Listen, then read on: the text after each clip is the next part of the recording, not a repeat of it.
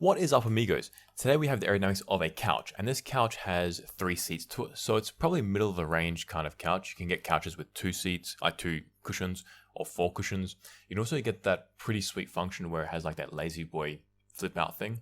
This one doesn't have that, it just has like the regular three seats, and it's a straight couch, not a curved one. And we have the aerodynamics here in different planes downstream. One thing that's very interesting is the first plane downstream, you can see there's quite a lot of wake inside that little corner near where the cushions meet the backrest.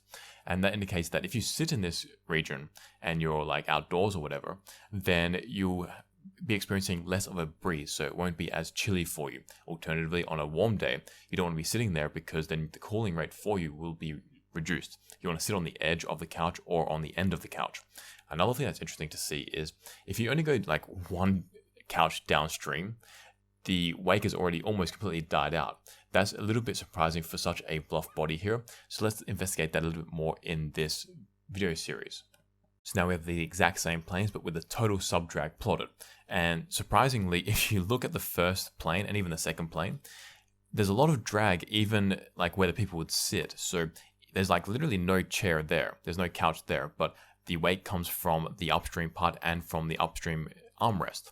And then that creates a bigger wake, and that's where drag is occurring, which is interesting because we see that there's no geometry there, but we still get a lot of drag. That indicates that to make this chair more streamlined, we need to work on that front a lot more. So now we have a Y plane, which is right at the front of the couch. And I wanted to see how big this wake is from the front armrest and from the second armrest.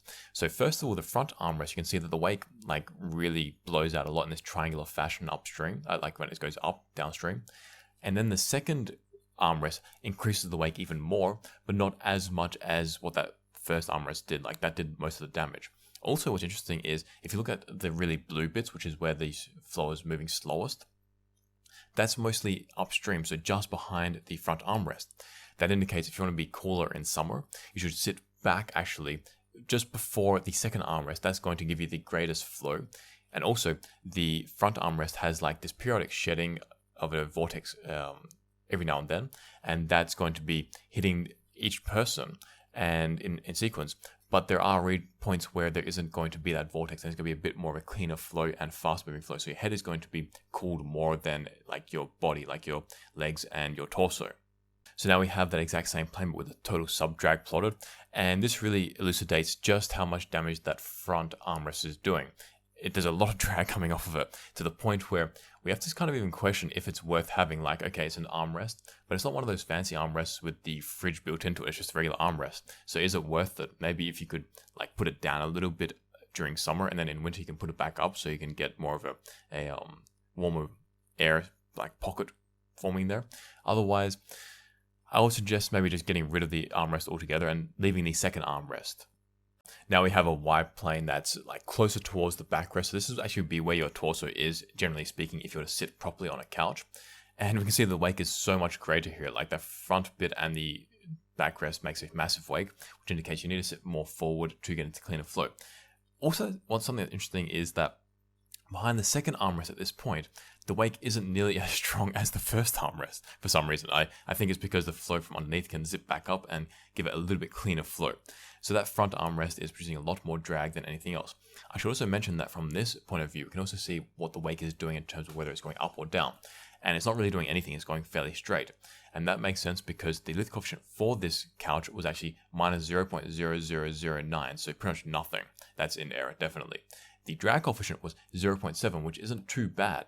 And the reason why it's so low for such a bulky object is because of this wake behind the second armrest. As I mentioned, it's not really that bad. It's pretty decent considering what this couch looks like. This is the exact same plane again with the sub-total drag.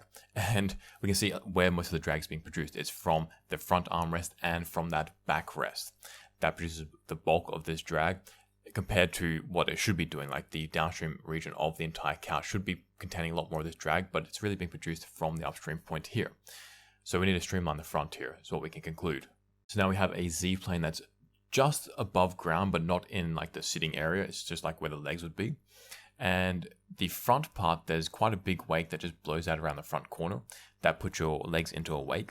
And also, interestingly, the back of the sofa, or the couch, I should say, the wake there is significantly greater than around the front. Like you can see, it really blows out a little bit more, and it's a darker blue around that region than the front part. So now we have another Z-plane a little bit higher up. This is around like sort of stomach height, and just above the armrest height, armrest things there as well. And you can see where you're sitting, it's in one big wake.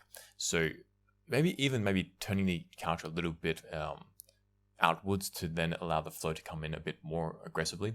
Or if you want to have a warmer sitting experience, you could turn the couch the other way so that the backrest shields most of your body from the flow, and you'll get a greater wake that way. So I think there's a lot of things that we could tweak here to maximize your sitting experience. And that's the end of this simulation. If you have any ideas of how to make a couch better, let me know in the comments below. And if you like this, make sure to like it. And if you want to see more videos like this, make sure to subscribe. And if you want to get better at CFD and or theory yourself like this, check out our courses, link in the description. And I'll see you in the next video. Peace out, amigos.